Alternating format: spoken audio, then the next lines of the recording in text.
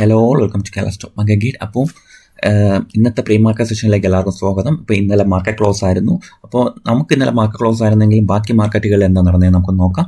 അപ്പോൾ ഡോ John's and S&P 500 Nasdaq slightly പോസിറ്റീവാണ്. So US മാർക്കറ്റിലെല്ലാം കഴിഞ്ഞ 1-2 ആഴ്ചയായിട്ട് പല സ്റ്റോക്സും ഈ ഒരു ഡൗൺ സൈഡ് മൊമെൻറ്റം പല രീതിയിലും കാണിക്കുന്നുണ്ടായിരുന്നു.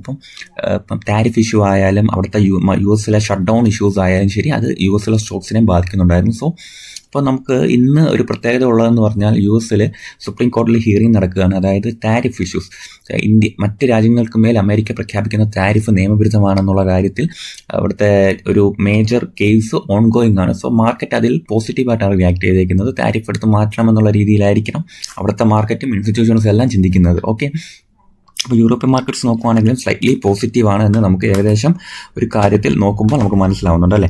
അപ്പം നിഫ്റ്റി നോക്കുവാണെങ്കിൽ സ്ലൈറ്റ്ലി ഇപ്പോൾ 86 പോയിൻറ്റ്സ് അപ്പാണ്.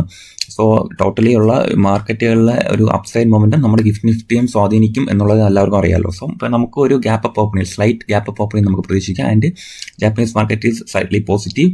അപ്പോൾ ടോട്ടലി നോക്കുകയാണെങ്കിൽ മാർക്കറ്റുകളെല്ലാം ഒന്ന് ലൈറ്റ്ലി ഒരു ന്യൂട്രൽ ടു പോസിറ്റീവ് ബയസിൽ നിൽക്കുന്നുണ്ട്. സോ എത്ര നേരം ഇങ്ങനെ ഹോൾഡ് ചെയ്യുമോ നമുക്ക് കാണാം. നമുക്ക് നമ്മുടെ മാർക്കറ്റിലേക്ക് പോവുകയാണെങ്കിൽ നിഫ്റ്റി 500 ഒന്നും, അല്ലെങ്കിൽ നിഫ്റ്റി 500 അല്ലെങ്കിൽ നിഫ്റ്റി 50 ഒന്ന് അനലൈസ് ചെയ്യുമ്പോൾ നമുക്ക് മനസ്സിലാവുന്നത് മാർക്കറ്റിൽ ഇനി ഒരു ഡൗൺ സൈഡ് പെൻഡിങ് ആണ്. നമ്മൾ മോസ്റ്റ്ലി എത്ര % അപ്സൈഡ് തന്നു എന്നാണ് നമ്മൾ സംസാരിച്ചുകൊണ്ടിരിക്കുന്നത്. 6% അപ്സൈഡിന് ശേഷം മാർക്കറ്റ് ഒരു പുൾ ബാക്ക് തരികയാണ്. അതിൻ്റെ ലാസ്റ്റ് ട്രേഡിംഗ് ക്യാൻഡിൽ എന്ന് പറയുന്നത് ഒരു സെല്ലിംഗ് വോളിയോ അല്ലെങ്കിൽ സെല്ലിംഗ് പ്രഷർ കാണിക്കുന്ന ഒരു ക്യാൻഡിലായിരുന്നു അല്ലേ. അപ്പോൾ നമുക്ക് സ്ലൈറ്റ്ലി ഒരു ഡൗൺ സൈഡും കൂടെ മിച്ചമുണ്ട്. മേ ബി ഒരു 25,400 എന്നുള്ള റേഞ്ചിൽ റീടെസ്റ്റ് ചെയ്യാനുള്ള പോസിബിലിറ്റി നമുക്കുണ്ട്. അപ്പോൾ ഇൻട്രാഡേ ലെവൽ നമുക്ക് ജസ്റ്റ് ഒന്ന് പരിശോധിച്ചാൽ പോലും ഇന്നലത്തെ ഡേയിലോ ഒരു മാർക്കറ്റിൽ ഒരു ഒരു ബൈയിങ് ഏരിയ ആയിട്ട് ആക്ട് ചെയ്യാനുള്ള പോസിബിലിറ്റി ഉണ്ട്. ആൻഡ് ഒരു സെല്ലിംഗ് പ്രഷർ നേരിടേണ്ട ഫസ്റ്റ് സോൺ, അതായത് മാർക്കറ്റ് ഈ ഏരിയ ബ്രേക്ക് ചെയ്താൽ മേ ബി നമുക്കൊരു ബൈയിങ് പ്രഷർ നമുക്ക് പോസിബിലിറ്റി ആയിട്ട് ഉണ്ട്. അതായത് ഈ ഏരിയ, ഈ 25,770 എന്നുള്ള ഏരിയ മാർക്കറ്റ് ബ്രേക്ക് ചെയ്ത് കഴിഞ്ഞാൽ തുടരെ ഒരു അപ്സൈഡ് പൊട്ടൻഷ്യൽ മാർക്കറ്റിലുണ്ടാവും. സോ ഇതൊരു സെല്ലേഴ്സിൻ്റെ സോണായിട്ട് നമുക്ക് കൺസിഡർ ചെയ്യാം. ഒരു സപ്ലൈ അല്ലെങ്കിൽ സെല്ലേഴ്സ് സോൺ, ഒരു മേജർ സപ്ലൈ എന്നുള്ള രീതിയിൽ ഈ ഒരു ഏരിയ, ഈ ഒരു സോണ് ആക്ട് ചെയ്യാനുള്ള പോസിബിലിറ്റി കൂടുതലാണ്. സോ ഇതൊരു സപ്ലൈ ആയിട്ട് വരും. ആൻഡ് ഈ ഒരു ഓർഡർ ബ്ലോക്ക് പോലെ ആക്ട് ചെയ്യാനുള്ള ഒരു പോസിബിലിറ്റി ഇതാ ഇവിടെയുണ്ട്, ഈ ഒരു സോൺസ്. ഓക്കെ, അപ്പം ഈ രണ്ട് ക്രൂഷ്യൽ സോൺസ് മാർക്കറ്റിലുണ്ട്. ഈ ഒരു സപ്ലൈ ഏരിയാസ് മാർക്കറ്റിൽ നിലവിൽ ഉണ്ടെന്നുള്ള ഒരു കാര്യം നിങ്ങൾ അപ്സൈഡ് പോയാലും ചിന്തിക്കേണ്ട ഒരു കാര്യമാണ്. ഈ ഒരു ഏരിയാസിൻ്റെ മുകളിലുള്ള പ്രൈസ് ആക്ഷൻസ് ആയിരിക്കും ഏറ്റവും ക്രൂഷ്യലായിട്ട് വർക്ക് ചെയ്യാൻ പോകുന്നത്. ഓക്കെ, അപ്പോൾ ഡിമാൻഡ് ഏരിയാസ്, ഇപ്പോൾ ഡിമാൻഡ് ഏരിയ എന്ന് പറയുന്നത് താഴത്തെ, ഞാൻ ഈ പ്രതീക്ഷിക്കുന്നത് ഈ സോൺസിൽ എവിടെയെങ്കിലും വെച്ച് മാർക്കറ്റ് ബയേഴ്സിൻ്റെ കൺട്രോൾ തിരിച്ചെത്തുമെന്നാണ്. ഒന്ന് 25,380 എന്നുള്ള സോൺസിലോ, അല്ലെങ്കിൽ അതിൽ നിന്ന് ഡൗൺസിൽ വരികയാണെങ്കിൽ 25,000 ഈ ഒരു ഏരിയയാണ് മാർക്കറ്റിൽ ഹൈലി ക്രൂഷ്യൽ എന്ന് പറയുന്നത്. 25,000 ഈ സോൺ ബ്രേക്ക് ചെയ്താൽ ടോട്ടലി മാർക്കറ്റ് എന്താ പറയുക ബെയറിഷിലേക്ക് പോകും. ബട്ട് ഈ ഒരു ഏരിയയ്ക്കുള്ളിൽ നിന്ന് തന്നെ മാർക്കറ്റ് ബയേഴ്സിൻ്റെ കൺട്രോളിലേക്ക് തിരിച്ചെത്തുമെന്ന് നമുക്ക് ടോട്ടലി ഒരു ചെറിയൊരു പ്രത്യാശയോടെ നിൽക്കാം. ഓക്കെ, അപ്പം ബാങ്ക് നിഫ്റ്റിയിലും സിമിലർ ആയിട്ടുള്ള കാര്യം തന്നെയാണ് നടക്കാൻ പോകുന്നത്. ബാങ്ക് നിഫ്റ്റിയുടെ ഒരു വൺ ഡേ ചാർട്ട് ഞാൻ കാണിക്കാം. Bank Nifty one day chart നോക്കുകയാണെങ്കിൽ നോക്കിയേ, ബാങ്ക് നിഫ്റ്റി ഒരു കുറച്ചും കൂടെ പ്രൈസ് ആക്ഷൻ വൈസ് നല്ല സെറ്റപ്പായിട്ട് തോന്നുന്നത് ബാങ്ക് നിഫ്റ്റിയാണ്. ഒരു ഇന്നർ എന്താ പറയുക, കഴിഞ്ഞ 2-3 ദിവസമായിട്ട് ഒരേ റേഞ്ചിൽ ട്രേഡ് ചെയ്യാണ്. അപ്പോൾ ഈ ഒരു സോൺസ്, ഈ ഒരു റേഞ്ച് ഞാൻ വരച്ചു വെച്ച അതേ റേഞ്ച് തന്നെ കണ്ടിന്യൂ ചെയ്യാനാണ് സാധ്യത. അതായത് 58,280 മുകളിൽ ഒരു ബൈയിങ്ങും, മറിച്ച് 57,710 റേഞ്ച് ബ്രേക്ക് ചെയ്ത് ഡൗൺ സൈഡ് വന്നാൽ ഒരു ഡൗൺ സൈഡ് മൊമെൻറ്റും ആയിരിക്കും ഞാൻ പ്രതീക്ഷിക്കുന്നത്. അപ്പോൾ എന്തായാലും ഒരു കൺസോൾട്ടേഷനിലാണ് മാർക്കറ്റ് ബാങ്ക് നിഫ്റ്റി നിൽക്കുന്നത്. അപ്പോൾ ഈ ഏതെങ്കിലും സോൺസ്, ഈ 2 ബ്ലൂ ലൈൻസ് വരച്ചിട്ടുണ്ട്, ഈ സോൺസ് ബ്രേക്ക് ചെയ്താൽ മാത്രമേ ഞാൻ കൂടുതൽ വലിയ ട്രേഡിംഗ് ഓപ്പർച്യൂണിറ്റീസ് ബാങ്ക് നിഫ്റ്റിയിൽ ഉണ്ടെന്ന് ഞാൻ പറയത്തുള്ളൂ. അല്ലാത്ത പക്ഷം ഒരു എന്താ പറയുക, ഈ ഒരു ടു ആൻഡ് ഫ്രോ മൂവ്മെൻറ്റ്സ് ഈ പോയിന്റ് ഒരു 1% റേഞ്ചിനുള്ളിൽ നിന്ന് കളിക്കുകയാണ് സാധ്യത.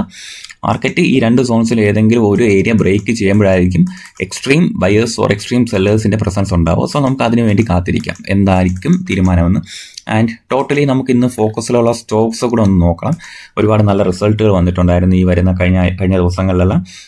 അപ്പോൾ ഇന്നത്തെ റിസൾട്ട് വരുന്ന കമ്പനികൾ ഏതൊക്കെയാണെന്ന് നമുക്ക് ചെക്ക് ചെയ്യേണ്ടതുണ്ട്. അപ്പോളോ ഹോസ്പിറ്റൽസ് ഉണ്ട്, ലൂപ്പിനുണ്ട്, LIC, ABB India, Ola, UPL, സൈനസ് ലൈസൻസ്, Abbott India, Amber, Amararaja battery, Aster DM health care, Cholamandala investments and പിന്നെ Crompton Greaves, Cummins India, Godrej properties, Hexaware technologies, Mankind pharma, MCX, Saatvik green energy and smart works. ഇത്തരം major companies ഇത്രയാണുള്ളത്. അപ്പം നമുക്ക് ഇതിലൊക്കെ trade എടുക്കാൻ ഉദ്ദേശിക്കുന്നവർ ഒന്ന് കെയർഫുൾ ആയിട്ടിരിക്കുക.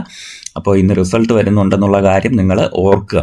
ഓക്കെ, അപ്പോൾ ക്വാർട്ടർലി റിസൾട്ട് വന്ന കുറച്ചധികം കമ്പനികളുണ്ട്. അപ്പോൾ ലൈറ്റ്ലി ഉള്ള നമുക്ക് അറിഞ്ഞിരിക്കേണ്ട കമ്പനികൾ ഞാൻ പറഞ്ഞു പോവുകയാണ്, നിങ്ങൾ മനസ്സിലാക്കുക. ഗ്രാസിമിൻ്റെ റിസൾട്ടിൽ പ്രോഫിറ്റ് ആൻഡ് റവന്യൂ ഗ്രോത്ത് ഉണ്ടായിട്ടുണ്ട്, സോ പോസിറ്റീവാണ്. ആൻഡ് പേടിഎം നോക്കുകയാണെങ്കിൽ ലോസ് മേക്കിംഗ് കമ്പനിയാണ് നമുക്കറിയാം. അപ്പോൾ പ്രോഫിറ്റിലൊരു എന്താ പറയുക ഫോൾ ഉണ്ടായിട്ടുണ്ട്, അതിൻ്റെ റവന്യൂ ഗ്രോത്ത് ഉണ്ടായിട്ടുണ്ട്. ഓക്കെ, ആൻഡ് നമുക്ക് അടുത്ത് നോക്കേണ്ട ഇൻഡിഗോയാണ്. ഇൻഡിഗോ ഒരു പ്രധാനപ്പെട്ട റിസൾട്ടാണ്. അപ്പോൾ ലോസ് കൂടിയിട്ടുണ്ടെന്നുള്ളൊരു കാര്യമുണ്ട്. 986 ക്രോസിൽ നിന്ന് 2552 കോടിയിലേക്ക് ഇൻഡിഗോയുടെ ലോസ് വൈഡൻ ചെയ്തതായിട്ടുള്ള കാര്യങ്ങളുണ്ട്. ബട്ട് റവന്യൂവിൽ ഒരു ഗ്രോത്ത് കാണിക്കുന്നുണ്ട്. ഓക്കെ, ആൻഡ് ബ്രിട്ടാനിയ ഇൻഡസ്ട്രീസ് ആണെങ്കിൽ പ്രോഫിറ്റ് ആൻഡ് റവന്യൂ ഗ്രോത്ത് ഉണ്ടായിട്ടുള്ളതായിട്ട് ന്യൂസ് ഉണ്ട്. ഓക്കെ, ഇന്ത്യൻ ഹോട്ടൽസ് കമ്പനി ആണെങ്കിൽ പ്രോഫിറ്റ് സിങ്ക് ചെയ്തിട്ടുണ്ട്. 554 കോടിയിൽ നിന്നും 254 കോടിയിലേക്ക് സിങ്ക് ചെയ്തിട്ടുണ്ട്. ബട്ട് റവന്യൂവിലൊരു ഇൻക്രീസ് ഉണ്ടായിട്ടുണ്ട്. ഡെലിവറിയിലാണെങ്കിൽ ലോസ് സ്റ്റാൻഡ്സ് അറ്റ് 50.4 കോടി. Okay, and profit of 10.2 crores. Revenue growth ഉണ്ടായിട്ടുണ്ട്. റെഡിംഗ്ടൺ നമുക്ക് പരിശോധിക്കാം. പ്രോഫിറ്റ് ആൻഡ് റവന്യൂ ഗ്രോത്ത് ഉണ്ടായിട്ടുണ്ട്. 252 കോടിയിൽ നിന്ന് 350 കോടിയിലേക്ക് റെഡിംഗ്ടൻ്റെ ഗ്രോത്ത് ഉണ്ടായിട്ടുണ്ട്. ഗോദ്രേജ് ആഗ്രോവേർട്ടിൻ്റെ ആണെങ്കിൽ പ്രോഫിറ്റും റവന്യൂ ഇൻക്രീസ് ചെയ്തിട്ടുണ്ട്. ഓക്കെ, പിന്നെ international gemological institute of India, അപ്പോൾ അതിൻ്റെ പ്രോഫിറ്റ് ആൻഡ് റവന്യൂ ഗ്രോത്ത് ഉണ്ടായിട്ടുണ്ട്. CSB ബാങ്കിനാണെങ്കിലും profit and net income increase ഉണ്ടായിട്ടുണ്ട്. കെയ്ൻസ് ടെക്നോളജി ഉള്ള ഇമ്പോർട്ടൻറ്റ് ഒരു സ്റ്റോക്കാണ്. അതിൻ്റെ പ്രോഫിറ്റ് ആൻഡ് റവന്യൂ ഗ്രോത്ത് അത്യാവശ്യം നല്ല രീതിയിൽ ഉണ്ടായിട്ടുണ്ടെന്നുള്ളത് പോസിറ്റീവ് ന്യൂസാണ്. അതായത് 60 കോടിയിൽ നിന്ന് 121 കോടിയിലേക്കാണ് ഗ്രോത്ത് ഉണ്ടായത്. സോ 100% ആണ് ഗ്രോത്ത് ഉണ്ടായിരിക്കുന്നത് കെയ്ൻസ് ടെക്നോളജിയിൽ. So that is positive. ശേഷം ചാലഞ്ച് ഹോട്ടൽസ് ഉണ്ട്, അതിൻ്റെ ആണെങ്കിൽ പ്രോഫിറ്റിനും റവന്യൂവിനും ഗ്രോത്ത് ഉണ്ടായിട്ടുണ്ട്. ഓക്കെ, പിന്നെ നമ്മൾ അറിയേണ്ട എന്താ ബർജർ പെയിൻസ് ആണ്. അതിൽ പ്രോഫിറ്റ് ആണെങ്കിൽ 270 കോടിയിൽ നിന്ന് 206 കോടിയിലേക്ക് താഴ്ന്നിട്ടുണ്ടെന്നുള്ളൊരു കാര്യമുണ്ട്. അതിൻ്റെ റവന്യൂ ഗ്രോത്ത് ബട്ട് റൈസ് ചെയ്തിട്ടുണ്ട്. പിന്നെ നമുക്ക് എല്ലാവർക്കും അറിയാവുന്ന ദീപക് ഫെർട്ടിലൈസേഴ്സ് ആണ്. അതിൻ്റെ പ്രോഫിറ്റ് ആൻഡ് റവന്യൂ ഗ്രോത്തിൽ ഒരു ഇൻക്രീസ് ഉണ്ടായിട്ടുണ്ട് എന്നുള്ളത് പോസിറ്റീവ് ന്യൂസാണ്. പിന്നെ മദേഴ്സ് ആൻഡ് സുമി വാരിങ് ആണെങ്കിൽ പ്രോഫിറ്റ് ആൻഡ് റവന്യൂ ജംപ് ചെയ്തിട്ടുണ്ടെന്നുള്ളത് പോസിറ്റീവാണ്. ശേഷം അപ്പോളോ മൈക്രോസിസ്റ്റം ഡിഫൻസ് ബേസ്ഡ് ആണെന്ന് എല്ലാവർക്കും അറിയാം. പ്രോഫിറ്റ് ആൻഡ് റവന്യൂ ഗ്രോത്ത് ഉണ്ടായിട്ടുണ്ട്. ബട്ട് വാല്യുവേഷൻ ബേസ് ഇപ്പോഴും ഹൈ വാല്യുവേഷൻ ആണ് അപ്പോളോ മൈക്രോസിസ്റ്റം ഞാൻ നോക്കുമ്പോൾ കാണുന്നത്. സോ അതിൻ്റെതായ റിസ്ക് അപ്പോളോ മൈക്രോസിസ്റ്റത്തിൽ ഞാൻ ഇപ്പോഴും കാണുന്നുണ്ട്. ഓക്കെ, അപ്പോൾ ഒരു ഡീപ്പ് കറക്ഷൻ ഉണ്ടായാലും അതിൻ്റെ കറക്റ്റ് വാല്യുവേഷനിലേക്ക് എത്തത്തുള്ളൂ. സോ ബട്ട് മാർക്കറ്റ് അത് ഹോൾഡ് ചെയ്യാൻ നിൽക്കുന്നുണ്ട്. ശേഷം മെട്രോപോളിസ് ഹെൽത്ത് കെയർ ആണ്, ലാബാണെന്ന് അറിയാം എല്ലാവർക്കും. പ്രോഫിറ്റ് ആൻഡ് റവന്യൂ ഇൻക്രീസ് ചെയ്തിട്ടെന്നുള്ളൊരു കാര്യം പോസിറ്റീവാണ് അവരെ സംബന്ധിച്ച്. ശേഷം ഗാർഡൻ GRSC ആണ്. പ്രോഫിറ്റ് ആൻഡ് റവന്യൂ ഗ്രോത്ത് ഉണ്ടായിട്ടുണ്ട്.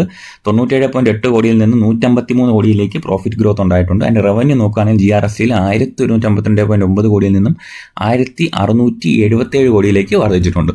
സോ RBL ബാങ്കിൻ്റെ ഒരു ന്യൂസ് ഉണ്ട്. മഹീന്ദ്ര ആൻഡ് മഹീന്ദ്ര അവരുടെ സ്റ്റേക്കായ 3.45% സെൽ ചെയ്യാനുള്ള ഒരു പോസിബിലിറ്റി ഉണ്ട്. അത് ബ്ലോക്ക് ഡീലായിട്ടായിരിക്കും പോകുന്നത്. $78 മില്യൺ, അതായത് 682 കോടിയുടെ ഷെയർ ആയിരിക്കും വിൽക്കാൻ ഉദ്ദേശിക്കുന്നത്.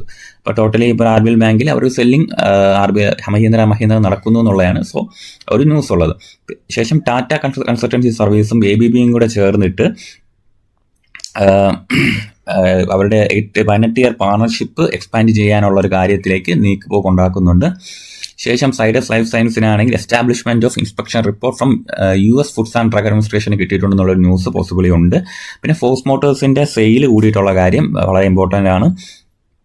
ടോട്ടൽ സെയിൽസ് 32.1% വർദ്ധിച്ചിട്ടുണ്ട്. അതായത് കഴിഞ്ഞ വർഷം ഒക്ടോബറിൽ, കഴിഞ്ഞ കൊല്ലത്ത് ഒക്ടോബറിൽ 2146 യൂണിറ്റ്സ് ആണ് സെല്ല് ചെയ്തതെങ്കിൽ ഇത്തവണ ഈ ഒരു ഒക്ടോബറിലെ കണക്കാണെങ്കിൽ 2835 യൂണിറ്റാണ് അവർ വിറ്റത്. മോസ്റ്റ്ലി ഒരു 32% വർധന അവർക്ക് ഉണ്ടായിട്ടുണ്ട്. ഓക്കെ, അപ്പോൾ ഇത്രയും ന്യൂസസ് ഇന്ന് നിലവിലുണ്ട്. പിന്നെ ശേഷം നമുക്കുള്ളതെന്ന് പറഞ്ഞാൽ 2 ചാർട്ട് റിക്വസ്റ്റ് ഉണ്ട്. ഒന്ന് ആസ്റ്റർ DM ആണ്. അപ്പോൾ ആസ്റ്ററിൻ്റെ റിസൾട്ട് വരുന്ന കാര്യം നമുക്ക് ഓൾറെഡി പറഞ്ഞു. ആൻഡ് ആസ്റ്റർ DMൻ്റെ ചാർട്ട് നമുക്കൊന്ന് പരിശോധിക്കാം. റിസൾട്ട് നോക്കിയിട്ട് മാത്രം എല്ലാവരും നമ്മൾ ട്രേഡ് എടുക്കത്തുള്ളൂ ഇനി അതിൽ. ഇപ്പോൾ 1 ഡേ ചാർട്ട് നമുക്കൊന്ന് പരിശോധിക്കാം ആസ്റ്ററിൻ്റെ. ആസ്റ്റർ DM നിൽക്കുന്നതെന്ന് പറഞ്ഞാൽ ആസ്റ്റർ DMൻ്റെ ടോട്ടൽ സ്ട്രക്ചർ ബുള്ളി സ്ട്രക്ചറാണ്. ഈ ഒരു ഡീപ്പ് കറക്ഷൻസ് ഒക്കെ ഉണ്ടായതിനു ശേഷം മാർക്കറ്റ് ഹോൾഡ് ചെയ്ത് ഇപ്പം 1020 EMAയ്ക്ക് അടുത്താണ് ട്രേഡ് ചെയ്യുന്നത്. നമുക്കൊരു മൈന്യൂട്ട് ലെവലിൽ നോക്കുകയാണെങ്കിൽ പോസിറ്റീവാണ്. ഓക്കെ, ഇപ്പം ഈ ഒരു റേഞ്ച് ബ്രേക്ക് ചെയ്ത് നിൽക്കുകയാണ്. സോ റിസൾട്ട് ബേസ്ഡ് സ്റ്റോക്ക് ആയതുകൊണ്ട് തന്നെ മേ ബി നമ്മൾ എടുത്തുകാരി ട്രേഡ് എടുക്കുന്ന ഒഴിവാക്കാം. ആൻഡ് ഈ ഒരു സപ്പോർട്ട് ഹോൾഡ് ചെയ്യുവാണെങ്കിൽ ഓക്കെയാണ്. ഓക്കെ, ഈ ഒരു ഏരിയ ഹോൾഡ് ചെയ്യണം മാർക്കറ്റിൽ. ഈ ഒരു ഏരിയയ്ക്ക് മുകളിൽ 657 മുകളിലാണ് ട്രേഡ് ചെയ്യുന്നതെങ്കിൽ ഓക്കെ, അല്ലാത്ത പക്ഷം ട്രേഡ് ഒഴിവാക്കുക റിസൾട്ട് വന്ന ശേഷം. അപ്പോൾ നമുക്ക് നോക്കാം 657 ഹോൾഡ് ചെയ്യുമോ ഇല്ലേ എന്നുള്ള കാര്യം നോക്കിയിട്ട് മാത്രം തീരുമാനം എടുക്കാം, റിസൾട്ടും കൂടെ വാച്ച് ചെയ്തതിന് ശേഷം നമുക്കൊരു റിക്വസ്റ്റ് ഉള്ളത് ആസ്റ്ററിന് ശേഷം ഒരു ചെക്ക് പരിശോധിക്കാൻ പറയുന്നത് ജ്യോതി CNC ആണ്. അപ്പോൾ ജ്യോതി CNCയും കൂടെ ഒന്ന് പരിശോധിക്കാം.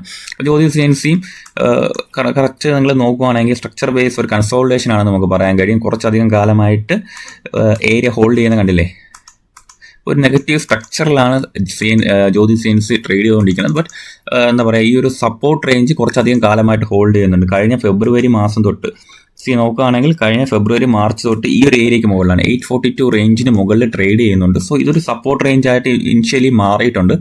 ഇപ്പം കഴിഞ്ഞ ഓഗസ്റ്റ് തൊട്ട് സെപ്റ്റംബർ, ഒക്ടോബർ, നവംബർ ഈ ഒരു ഏരിയ ഹോൾഡ് ചെയ്യുന്നുണ്ട് കേട്ടോ. നവംബർ എന്നുള്ള റേഞ്ച് ഹോൾഡ് ചെയ്യുന്നുണ്ട്. സോ എന്തായാലും മാർക്കറ്റിൽ ഈ ഒരു ഏരിയ എന്താ പറയുക ഒരു സപ്പോർട്ടായിട്ട് നമുക്ക് കണക്കാക്കാം. ഒരു കൊല്ലമായിട്ട് ഈ ഒരു സോണിൻ്റെ താഴെ പോയിട്ടില്ല മാർക്കറ്റ്. സോ നമുക്കൊരു പോസിറ്റീവ്ലി ഈ ഒരു ഏരിയ സപ്പോർട്ട് റേഞ്ച് ആയിട്ട് ജ്യോതി CNCയിൽ വർക്ക് ചെയ്യുമെന്നുള്ള കാര്യം നമുക്ക് പ്രതീക്ഷിക്കാം. ആൻഡ് നമുക്കിവിടെ നോക്കുകയാണെങ്കിൽ കാണാം, ഇതിൽ ഇൻട്രസ്റ്റിംഗ് ആയിട്ടുള്ള ഒരു കാര്യമുണ്ട്. ആ ഒരു ഏരിയയിൽ കുറച്ച് അക്യുമുലേഷൻ നടപ്പുണ്ടെന്നുള്ള കാര്യം ഉറപ്പാണ്. കാര്യം നിങ്ങൾ നോക്കില്ല, ഈ ഒരു ഏരിയയിലെ ബൈയിങ് വോളിയം എന്ന് പറയുന്നത് കുറച്ച് നല്ല രീതിയിലുണ്ട്. നിങ്ങൾ നോക്കുകയാണെങ്കിൽ ഈ ഒരു വോളിയം കണ്ടോ, ഈ ഒരു ക്യാൻഡിൽ ബ്രേക്ക് ചെയ്യാൻ നോക്കിയ ക്യാൻഡിൽ അത്യാവശ്യം നല്ല വോളിയം ഉണ്ടായിരുന്നു. സോ മാർക്കറ്റ് വീണ്ടും ഈ ഒരു സോൺ ബ്രേക്ക് ചെയ്യുവാണെങ്കിൽ 950 ബ്രേക്ക് ചെയ്യുകയാണെങ്കിൽ ഒരു അപ്സൈഡ് മൊമെൻറ്റം നമുക്ക് പ്രതീക്ഷിക്കാം. So closing above 950 is important. ഇപ്പോൾ 950ക്ക് മുകളിലുള്ള ട്രേഡിംഗ്, അതായത് ക്ലോസിംഗ് കിട്ടിയതിന് ശേഷം, അതായത് കണ്ടില്ല 966 റേഞ്ചിൽ ക്ലോസ് ചെയ്യാൻ കഴിഞ്ഞിട്ടില്ലായിരുന്നു നേരത്തെ. ഈ ഒരു വലിയ ക്യാൻഡിൽ, ഈ ഒരു വലിയ വോളിയം ക്യാൻഡിലിൻ്റെ മുകളിൽ നമുക്ക് നോക്കാം. ഓക്കെ, ഈ ഒരു ഏരിയ ബ്രേക്ക് ചെയ്യട്ടെ 960 to 970, ഒരു 9 ലെറ്റ് ബ്രേക്ക് 970, നമുക്ക് 970 എന്ന് കണക്കാക്കാം. 970 ബ്രേക്ക് ചെയ്തതിന് ശേഷം ജ്യോതി CNCയിൽ നമുക്ക് ട്രേഡിംഗ് ഡിസിഷൻസ് നിങ്ങൾക്ക് എല്ലാം എടുക്കാം. സോ 970 പറയാൻ കാര്യമെന്ന് പറഞ്ഞാൽ മുൻപേ ഈ റേഞ്ച് ബ്രേക്ക് ചെയ്യാനായിട്ട് കഴിഞ്ഞിട്ടില്ല എന്നുള്ളതാണ്. കണ്ടത്, ഈ ഒരു റേഞ്ച് ബ്രേക്ക് ചെയ്യാനായിട്ട് മുൻപേ കഴിഞ്ഞിട്ടില്ല. സോ 970ക്ക് മുകളിൽ ഈ സ്റ്റോക്ക് ട്രേഡ് ചെയ്ത ശേഷം നമുക്ക് എന്താ പറയുക ഒരു അപ്സൈഡ് മൊമെൻറ്റം നമുക്ക് പ്രതീക്ഷിക്കാം. ഓക്കെ, മിനിമം ഞാൻ എന്തായാലും ഒരു 40% ക്യാപ്ചർ ചെയ്യാനുള്ള ഒരു ശ്രമം നടത്തും ജ്യോതി CNCയിൽ. സോ അതിന് ഞാൻ വെയിറ്റ് ചെയ്യണത് ഈ 970 എന്നുള്ള റേഞ്ച് ബ്രേക്ക് ചെയ്ത് ക്ലോസ് ചെയ്ത ശേഷം ഒരു ട്രേഡിംഗ് ഡിസിഷൻ ഞാൻ എടുക്കും. ഓക്കെ, അപ്പോൾ ഈ 2 ചാർട്ട് റിക്വസ്റ്റ് ആണ് നമുക്കുള്ളത്. അപ്പോൾ നിങ്ങൾ ഈ സ്റ്റോക്കുകൾ നിങ്ങൾക്ക് വാച്ച് ലിസ്റ്റ് ഇടാം, ഇൻക്ലൂഡിങ് ജ്യോതി CNC. അപ്പോൾ നിങ്ങൾക്ക് എന്തെങ്കിലും ഈ സ്റ്റോക്കിനെ കുറിച്ച് എതിരെ അഭിപ്രായം ഉണ്ടെങ്കിൽ കമൻറ്റ് ബോക്സിൽ കമൻറ്റും ചെയ്യാം. ഓക്കെ, അപ്പോൾ വൈകിട്ട് പോസ്റ്റ് മാർക്കറ്റ് സെഷനുമായിട്ട് വരുന്നതായിരിക്കും. Thank you.